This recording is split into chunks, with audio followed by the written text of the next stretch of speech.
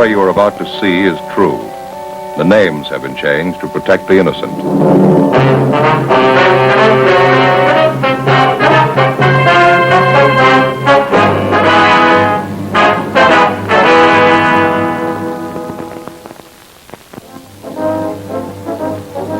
It was Wednesday, February 6th. We were working the day watch out of Homicide Division. My partner's Frank Smith. The boss is Captain Lorman. My name's Friday. We'd gotten a report that a wealthy retired businessman had suddenly disappeared. We had two possibilities to work on: suspicion of suicide, suspicion of foul play. There was no lead to the man's whereabouts. We had to find him.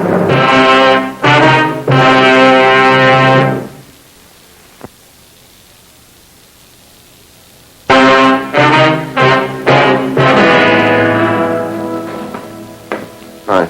Oh, hi, Joe. Well, there's nothing down there on him at all. She show up yet? Yeah, she's in the captain's office. Did you talk to her? No, I don't know if she's going to be much help, though.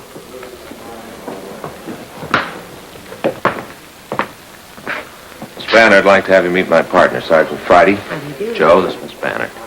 I'm sorry I wasn't in when you stopped by. Got your card and called in as soon as I came home. Well, thank you for coming in, Miss Banner. We have a few questions we'd like to ask you. It won't take very long. We have a communication from a Gladys Dillon back in New York, Miss Banner. It's about her brother, Chester Dillon. We understand you rented his home from him out on Ralston Avenue. Mr. Dillon? Well, yes, I've got a 2-year lease on his house. Rented it from him last November. Well, according to the letter we got from Mr. Dillon's sister, she's worried about him, hasn't heard from him in some time. Have you any idea where we could contact him? Well, the last I heard, he left on a trip to New York. It was about 8 weeks ago, I'd say. You see, I usually sent the check for the rent to the apartment he had here.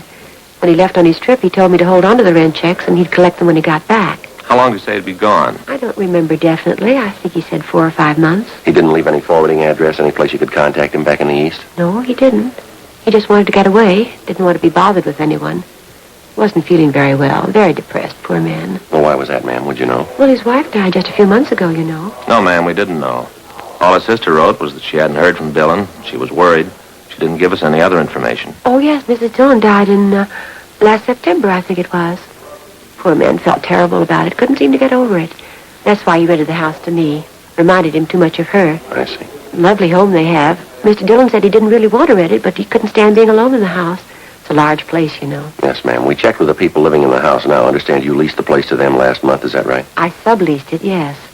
You see, it just got to be too big for me. It was nice at first, but it got to be an awful lot of work. I rented it to this family and took a smaller house down the street. Would you happen to know any of Mr. Dillon's friends in the city, Miss Banner? Anyone we could contact who might know where we can locate him? Well, I don't know. He didn't seem to have any friends. He and his wife had been in the city only a year before she died. He was retired, you know. Yes, ma'am. And we talked to some of the neighbors out there. They couldn't tell us much about Mr. Dillon. Maybe some of the people he did business with might know something. Have you tried the neighborhood bank out there? I know that's where Mr. Dillon had his account. No, ma'am, we haven't. I can give you the bank's address. It's about all, though. That's the only contact you know of, huh? I'm afraid so, yes. I didn't know much about Mr. Dillon's private affairs. Whenever I talked to him, it seemed the only thing he had on his mind was his wife's death. Just couldn't seem to get over it. Seemed like he didn't want to get over it. You mentioned that when you leased his home, Mr. Dillon took an apartment. Do you happen to have that address, Miss Banner? I don't have it with me now, but I have it at home. I can call in and give it to you if you like. If you would, please. Certainly. Well, thank you very much, Miss Banner. You have our card. When you hear anything from Mr. Dillon, we'd appreciate it if you'd call us. Surely, I'll call you right away. Do you think something could have happened to him? Well, it's possible, ma'am. We don't know. All we have is the letter from his sister. It does seem kind of strange, doesn't it? He wasn't feeling too well. I wondered why he hadn't contacted me about sending the rent money to him. Such a nice man, Mr. Dillon. Certainly hope nothing's happened to him. Now, you say he was very depressed about his wife's death, ma'am. Would you say that it was getting to be a little abnormal with him, maybe? Well, I wouldn't know about that, Sergeant, but I do know he brooded about it all the time. He felt he'd lost everything. Didn't seem to want to go on. You ever give any idea that maybe he might take his own life? I mean, brooding over his wife? Oh, no, nothing definite. Just depressed and moody all the time. Now that I remember it, the last time I saw him, he did say something kind of funny. Yes, ma'am. What was that? It was the day before he left. We were talking about the rent money, and I asked him if I couldn't send it to him. He got kind of a strange look on his face. Yeah. He said, where I'm going, I won't need the money.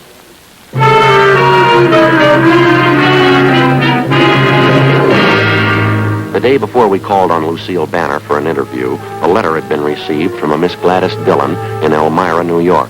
Her request was routine. It was one of thousands of similar letters received every year by police departments all over the country. Each one of them has to be worked out to the satisfaction of all parties concerned. The person who's reported missing and the person who's looking for them. It's an enormous job requiring thousands of man-hours annually. Like the dozens of other investigations handled by the police officer, some of them end happily, some of them in tragedy. Whatever the result, the finding of a lost person is just as important a function of your local police department as any other investigation. Gladys Dillon hadn't heard from her brother recently. She was worried about him. She asked us to investigate. Our initial interview with Lucille Banner, the woman who'd rented Chester Dillon's home, failed to yield much of a lead as to his whereabouts. The only source of additional information she could offer was the neighborhood bank where Dillon had his account. 1 o'clock that afternoon, Frank and I drove out to interview the manager of the bank, a Mr. Harrison. Oh, yes, that's right. Mr. Dillon's had his account with us ever since he came to Los Angeles. I know him quite well. Is there something you'd like to know about him? Yes, sir. We've had a request from his sister in New York. She'd like to locate him. Well, I'm pretty sure his account's still open here. Matter of fact, I'm positive it is. Just a moment. I'll have the clerk get his file. Thank you very much. Thanks. See, this reminds me, Joe, I got to go to the bank tomorrow. That's so? Yeah, payment on my car's past due. I only got 2 more to go. Well, you're in fine shape. I got 8 more to go. I'm not in fine shape, Joe. 2 payments to go, and already Fay wants a new one. Never fails. Here we are, Sergeant. Just as I thought. Mr. Dillon's account's still open. Uh-huh. Have there been any recent deposits or withdrawals on the account? Well, let's have a look here. Just as I thought. Nothing since he left on his trip. The last withdrawal date was November 27th. He mentioned to you he was going on a trip, huh? Yes, that's right. I think he said he was going back to New York. You see, his wife died recently. He didn't take it too well. Did he leave any instructions about his account with you, Mr. Harrison? Any address you could contact him at if you had to? No, he didn't leave any instructions with me. No address. It's just a vacation trip. He said he didn't expect to be gone too long. Did he mention how long it would be? 5 or 6 weeks, I think that's what he said. I happened to talk to him about it because at the time he made quite a sizable withdrawal. I thought maybe he was a little unhappy with our service. Mm-hmm. How much was the withdrawal, sir? Well, let's see. Yes, here it is. November 27th, he withdrew $2,400. Was that in cash or in traveler's checks? Well, let me see. No, shows here that was in cash. Mr. Harrison, you said a minute ago you knew Mr. Dillon pretty well, huh? Yes, that's right. He used to stop and chat with me whenever he'd come into the bank. That was usually once a week. I didn't know him socially, though. Uh-huh. He mentioned he seemed to take his wife's death pretty hard. What would you say his mental condition was the last time you saw him? All right, I'd say. Just after his wife's death, he wasn't in very good shape. Brooded about it quite a bit. Then he began to pull out of it. Seemed to be in a fairly good frame of mind. He planned his vacation, looking forward to it. I see. Well, what do you ask? Something wrong? No, sir, not that we know of. Routine check, that's about the size of it. Does Dillon have any other real estate besides the house on Ralston Avenue? Would you know that? Not to my knowledge, no. He has no other business connections in Los Angeles. But here are all his references right here. You see, most of them are charge accounts and so forth. I remember the time he opened his account with us. He told me he was retired. He and his wife came out here for their health. Have any relatives out here, do you know, Mr. Harrison? No, from what I understand, both of their families are in the East. They don't have any children, according to his application. Very few relatives. And since Dillon was in here last November to make that withdrawal, you've had no communication from him at all, huh? No, sir, I haven't. But what seems to be the trouble? You have an idea something might be wrong? Nothing definite, no, sir. We've been told about his feeling depressed over his wife's death. There was some indication that he might possibly have done away with himself. But after what you've told us, it doesn't seem likely. Well, I don't know. I wouldn't like to commit myself. As I say, he did seem to be getting over it. I didn't know him that well, though. Might be entirely possible. He was devoted to Mrs. Dillon. Maybe he could have taken his own life. I don't know. Well, it leaves a big question to answer. What's that? Why do you need $2,400 to do it?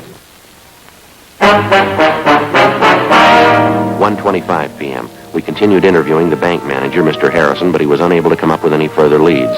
Before we left the bank, he gave us a complete list of all of Chester Dillon's references. We gave him our card, and he told us that he'd pass along immediately any information he might get on the whereabouts of Mr. Dillon. We went back to the office where we got a call from Lucille Banner. She gave us Dillon's last known address, and we drove out to check it. It was an apartment court in the Pico Crenshaw area. We talked to the manager, and she told us that Dillon had moved out 3 months before, on November 22nd. He told her that he was moving in with a close friend of his, and he gave her his forwarding address. It turned out to be a single-story frame cottage located in one of the older residential districts of the city. The name on the mailbox read Raymond L. Schaefer. We rang the bell, and a man who identified himself as Raymond Schaefer ushered us into a small living room. He told us that he was from the same town in the east that the Dillons came from, and that he was a longtime friend of theirs. No, I haven't seen Chester for months. Last November, I think it was. That was the last time I saw him. You say at that time Dillon was living in the apartment in the Crenshaw area, Mr. Schaefer, huh? Yeah, that's right. You mean he never came here to live with you? No, it's just like I told you before. He talked about moving in here with me, but he never did. I haven't any idea where he is. Well, he gave your home here as a forwarding address, Schaefer. Have you been getting his mail? Yeah, matter of fact, I have. He told me he was going to do that. Never came to pick it up, though. Seemed funny to me. You still getting his mail here, is that right? Yeah, it's still coming. Not much of it, maybe a letter a week. Mostly bills and advertisements. Well, now, that list of names you've given us, sir, those are all the people in the east that Mr. Dillon was acquainted with, people that he might contact back there on this trip? Yeah, that's all of them. As far as I know, he hasn't been back there yet, though. Well, how do you know that? I got a letter from my sister Gert a couple of days ago. Chester was in town. Gert would have known about it. He would have been sure to stop by and see her. Do you have any idea at all where he might have gone? Did he mention how he planned on traveling east? Well, I think he said he was going to take the train back. He doesn't own a car. I know he doesn't like to fly. Well, when he was talking about this trip, Schaefer, how was he feeling? What would you say his mental attitude was? Not too good. He's pretty much down the dumps. That business about his wife dying, he took it real hard. That the way he impressed you the last time you saw him? Yeah, he was way down. I kept trying to cheer him up. Never did seem to do much good. Did he ever give you any indication that he might try to take his own life or anything like that? Well, I don't like to say it, but as a matter of fact, he did. He used to talk about it all the time. Said life didn't seem to be worth living without Sarah. That was his wife, you know, Sarah. Yeah. Would you have any idea at all what Mr. Dillon did with his clothes and things after he moved out of the apartment? Anybody he might have left him with? No, he really didn't have much, to tell you the truth. After his wife died, he sold most of his stuff. Just had his clothes and a few personal things. Haven't any idea what he did with those. I wish I could help you. To tell you the truth, I'm getting a little worried about him myself. There's just one more question, Schaefer. You know if Dillon was in the habit of carrying large sums of money around with him? No, I don't think so. Chester was pretty cautious that way. He wasn't too free with a dollar, you know. Would you happen to know if he had a large sum of money with him the last time you saw him? No. If he did have, he didn't mention it. I see. You can't think of anything else that might give us a lead on Mr. Dillon's whereabouts? Anything at all? Well, I think I've told you everything. Wish there was something I could tell you that'd help. Sure hope nothing's happened to him. Yes, sir. Wonder if you'd mind showing us the letters you're holding for Dillon? Oh, they're right here. Yeah, that's all of them. Thank you. Anything? Oh, not much. Bills and circulars. Here's one with the New York postmark, Elmira. Probably for my sister. Union Department Store, 3 days old. I'll take down these return addresses. Hey, Schaefer. Yeah? The suitcase here, the initials on it, CLD. Yeah? Well, CLD, is that your bag, Schaefer? Oh, I forgot to tell you. Chester left that here one day. How was that? Well, that was one day just before he was going to leave on his vacation. He brought it over here and said he'd like to leave it here with me. Forgot to mention it to you. Mm-hmm. Did he bring anything else with him? Yeah, he brought another suitcase with him, just like this one. I got it in the other room. He said he wanted to leave him here when he was on his vacation. Sorry, I forgot to mention it. Or maybe you forgot something else, Schaefer. What? Most people take their suitcases with them on a trip, don't they?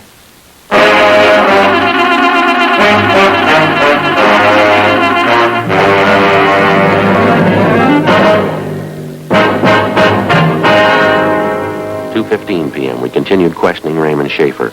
We opened the suitcase labeled with the initials of Chester Dillon and found an assortment of personal items which Schaefer told us belonged to Dillon and his late wife. Cigarette boxes, books, similar articles which apparently would not be taken on a vacation trip. We came up with a small photo of Mrs. Dillon, along with exemplars of her handwriting as well as her husband's, which we found in the suitcase.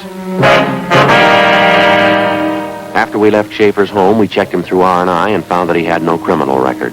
We checked further with friends and acquaintances of both men and found nothing to indicate that Schaefer was in any way involved in the disappearance of Chester Dillon. 3:30 p.m. We called the office and found that there'd been no answers so far to the broadcast and the missing persons bulletin we'd gotten out on Dillon. We started checking the references given us by the bank. First was the Union Department Store. It was located on Main Street in the south end of town. We checked with the credit department to see what information we could get from them. Yes, here's the account on the Dillons right here. Chester L. and Sarah J. on Ralston Avenue. Yes, ma'am, that's it. What information would you like, officer? Well, we're trying to locate Mr. Dillon, ma'am. Has there been any recent change of address on that account? Why, no, there hasn't. Have they moved, do you know? Well, we don't know that, ma'am. We don't know the present address. We do have an outstanding bill of theirs, I noticed. Sent them several form letters. We've been trying to contact them ourselves. Are there any recent charges in that account, ma'am? Let's see. No, nothing too recent. The last charge was made on December the 5th. Thursday, December 5th. That's 2 weeks after he disappeared, Joe. Yeah. What does that account show there? What did Mr. Dillon buy? Well, Mr. Dillon didn't buy anything. Ma'am? The slip was signed by Mrs. Dillon.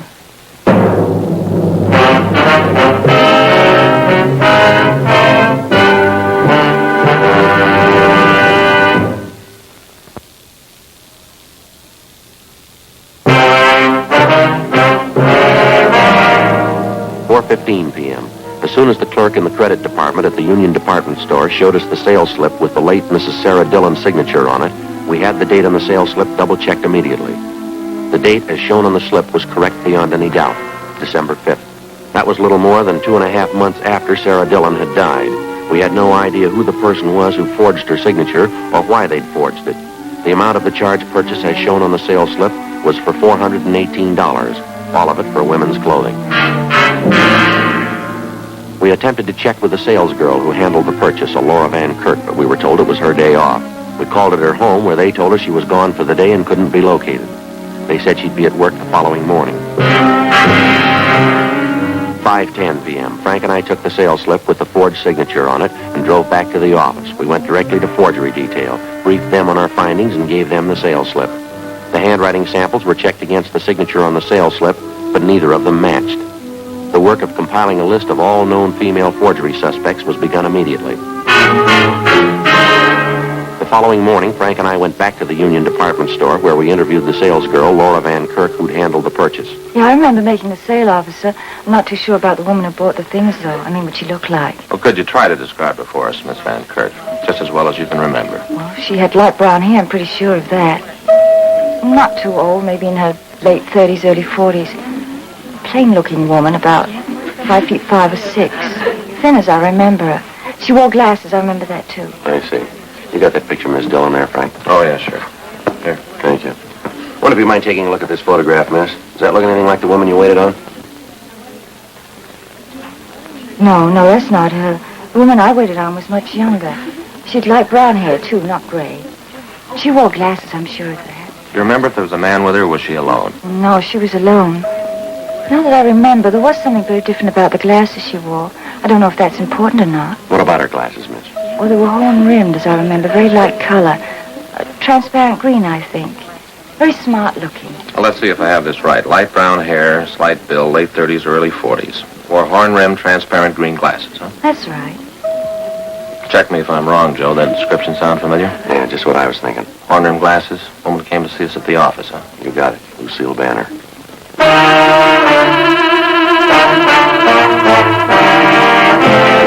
Frank and I went back to the office and had Lucille Banner checked through R&I. She had no criminal record. Then we drove to the home on Ralston Avenue, which Chester Dillon had leased to Lucille Banner, and which she, in turn, had sublet. We obtained a copy of the lease, which the Banner woman had with the current tenants, and which bore her signature. We brought the copy of the lease downtown, gave it to Don Meyer in handwriting, and asked him to compare Lucille Banner's signature with the signature on the sales slip we'd obtained from the Union Department Store. I got it. Homicide, Smith. Oh, yeah, Don. That's so? Yeah, right. Thanks a lot. Don Meyer. Yeah, what'd he get? Says there's no question in his mind. Yeah? Both signatures match perfectly.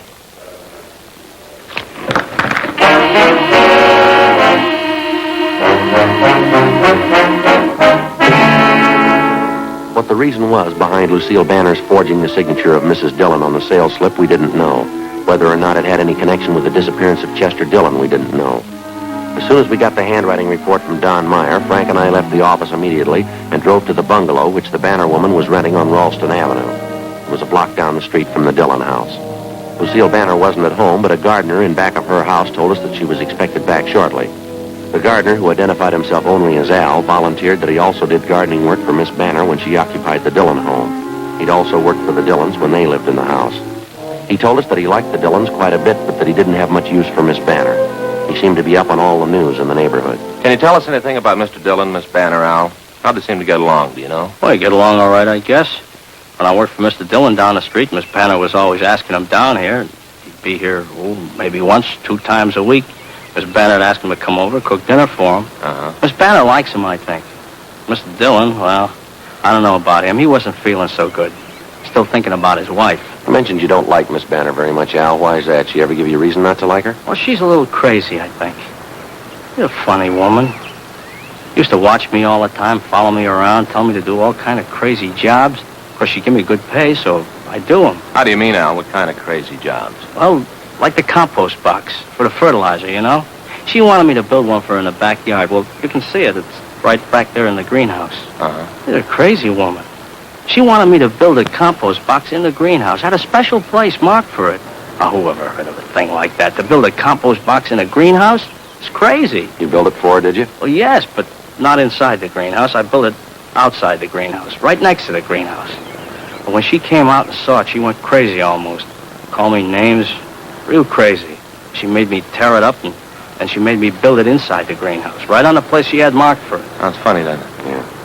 When did all this happen, Al? Would you remember when you built that compost box, I mean? Oh, about 2 months ago. Yeah, about that. Yeah, I remember it was just after Mr. Dillon went away. I tried to tell Miss Banner, who ever heard of a compost box in a greenhouse? But she wouldn't listen. She had to have it built on a certain place, right in the greenhouse. A little piece of ground in there. The box had to go right on top of it. Mm-hmm. You figured she acted a little strange about it, do you? You'd think she had something there, a little piece of ground. You'd think she had something to hide.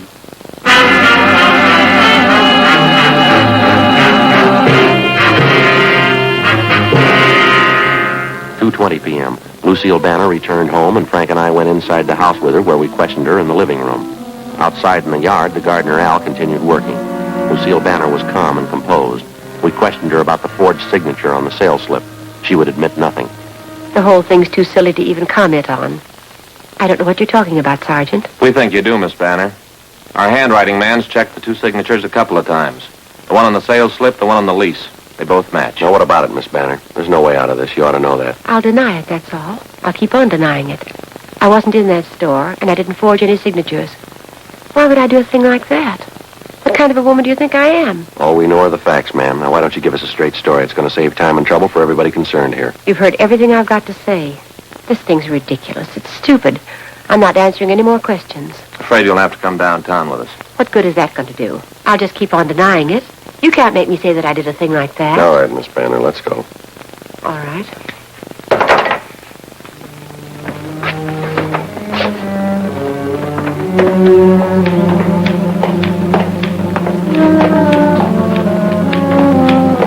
Al. Yeah? See you a minute. Sure. Oh, hello, Miss Banner. Al, what's this all about? What you're trying to do? Just a couple things we want to check here in your backyard, Miss Banner. It won't take us very long. You have no right to be here. I'll call my lawyer. Call him as soon as I get to a phone. Yes, ma'am. What are you trying to prove? You have no right to be here, no right at all. Yes, we have, ma'am. What? Did you kill Chester Dillon? Did you kill him? All right, Al, you got a shovel? Yeah? Compost box in the greenhouse. You want to start digging? All right.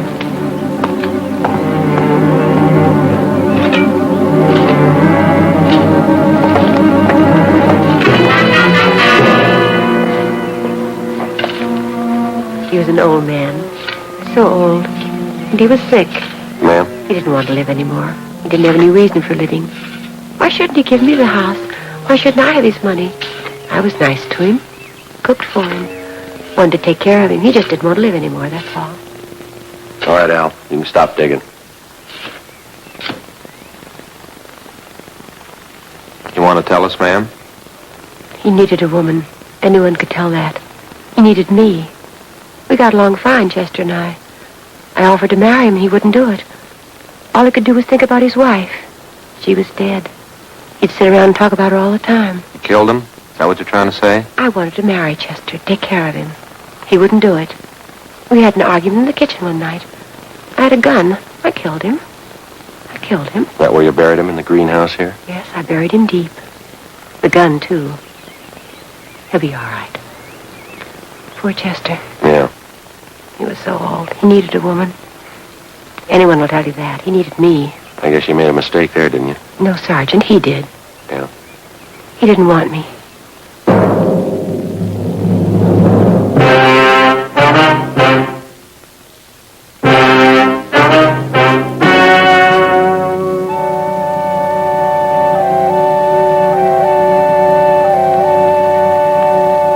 On June 2nd, trial was held in Department 86, Superior Court of the State of California, in and for the County of Los Angeles. In a moment, the results of that trial.